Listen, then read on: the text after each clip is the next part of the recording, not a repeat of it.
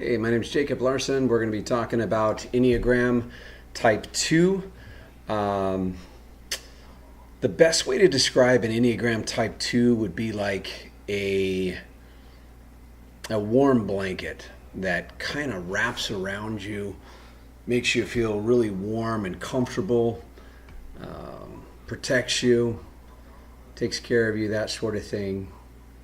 And then eventually over time, kind of creeps up all the way around your neck until it strangles you and you die.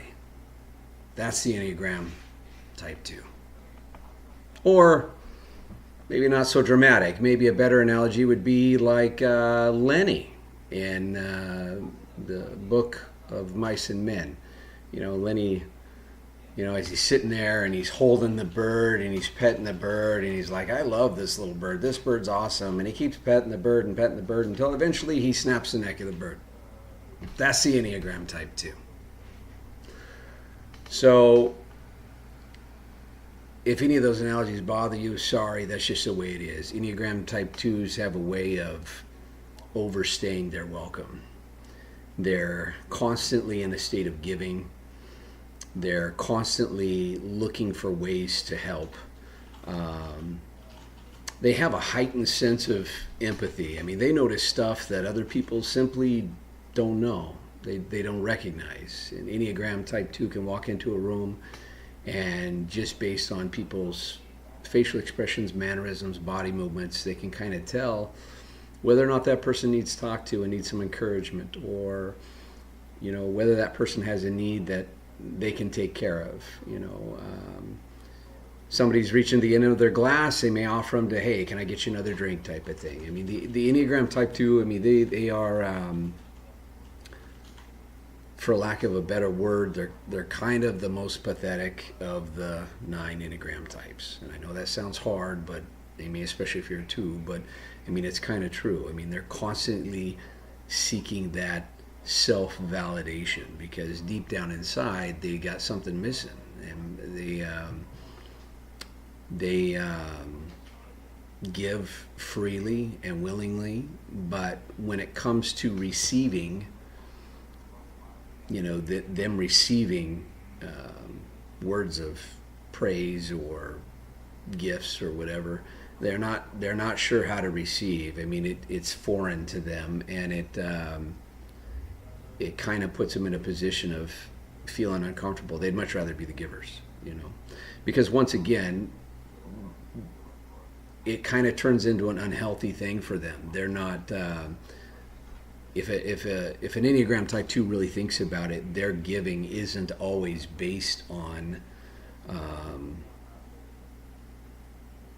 the needs of the other person. Sometimes it's based on their own internal desire to feel better about themselves, because they don't.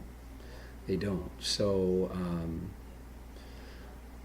and that's a tough thing for a 2 to acknowledge, because deep in their heart they want to believe that they're doing what's best for somebody else or in the best interest of other person, but they've kind of put themselves in a position where they're in their state of mind focuses on performance.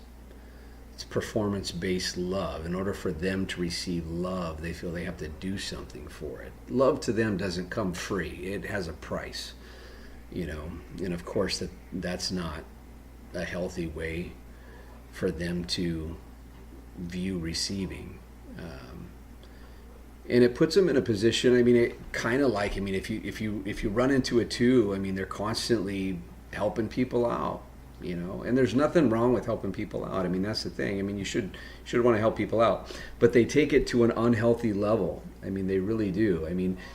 Some Enneagram 2s, get to the point where it's kind of like the giant atlas. They're walking around literally helping so many people, carrying so many plates that eventually they fall. Eventually they can't carry it all, and of course that turns into failure and feelings of failure and stuff like that. And for an Enneagram Type 2, that's a tough thing to come out of, tough thing to come from. So Enneagram Type 2s they're kind of unique in that aspect. Like I said, they take things to an unhealthy level. So the biggest thing that I can say for an Enneagram Type 2 is you need to ask. You need to ask instead of just doing things for people. Ask them if they want help. Ask them if they need something. And then be okay with whatever that response is. I mean, sometimes people need to do stuff on their own. Sometimes people want to do stuff on their own, and you need to let them. And not take it as a personal hit, not take it as a slight, that type of thing. So, and the other thing you have to remember is, and this is something that is a little bit more insidious. I mean, most Type 2s don't realize this, but you really need to stop playing God. Because in the back of your head, somewhere, some way, you have a feeling that whatever situation somebody's in, you can fix. It's unjustified. You can remedy it. God's got it wrong, but you're going to make it right. And that's not okay either. It's simply not. You got to stop playing God. Stop going out trying to solve all the world's problems and fix everything, because you can't. And it's not your job. It's not your job. And what you need to do to fill that hole that you're trying to fill with taking care of everybody else is you need to actually think about yourself and focus on yourself a little bit and take care of you. Take care of you the same way, in the same manner, with the same enthusiasm that you would somebody else. And that's a tough thing for a 2 to come to or realize, because they, like I said, it's foreign to them. That's not how they do things. Enneagrams Type 2s are never going to want somebody else to do for them what they do for them. They're just not. They know what's involved. So it's never a situation where they're wanting someone else to behave in the same manner that they are. But for a 2,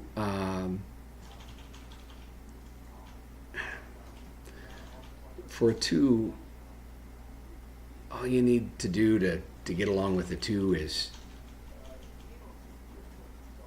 just show appreciation. Simple as that. Tell them that you appreciate what they're doing. Appreciate what you're doing. I appreciate the offer, but I would rather do this instead. And a healthy 2 will respect that. An unhealthy 2, an immature 2, will take that as an offense. And it shouldn't be, because it's not.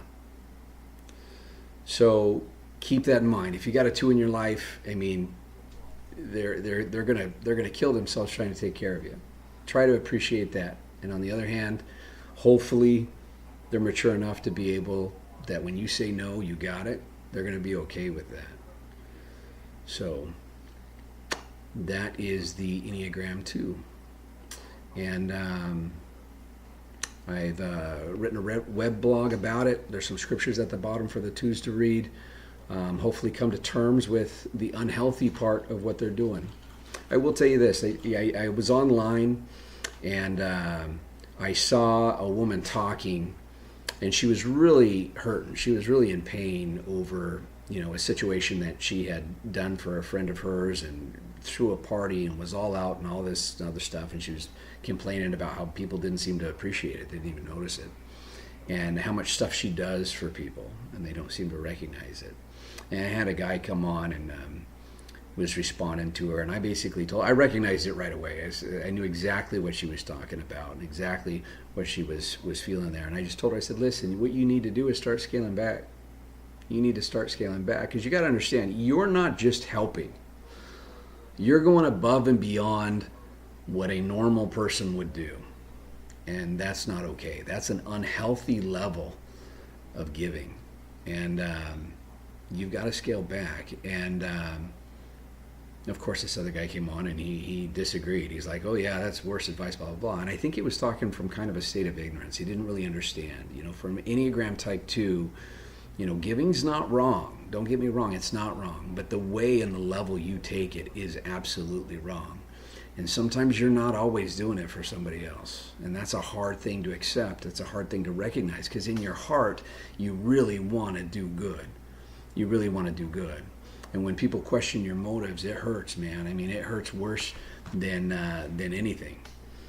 I mean, because it's almost like they don't see you. They don't see the real you. So to avoid that, you really do need to scale back. You need to dress things back, because you can't operate from that standpoint for long. You can't. You'll trade yourself for other people unnecessarily. I mean, unnecessarily, you can't do that. It wears on you. It'll wear on your spirit. So, for an Enneagram Type 2,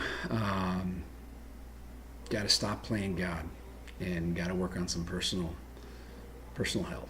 So, that is Enneagram Type 2. Any questions, go ahead and post them in the comments. Other than that, read the blog, check out the scriptures. Keep in touch. Bye.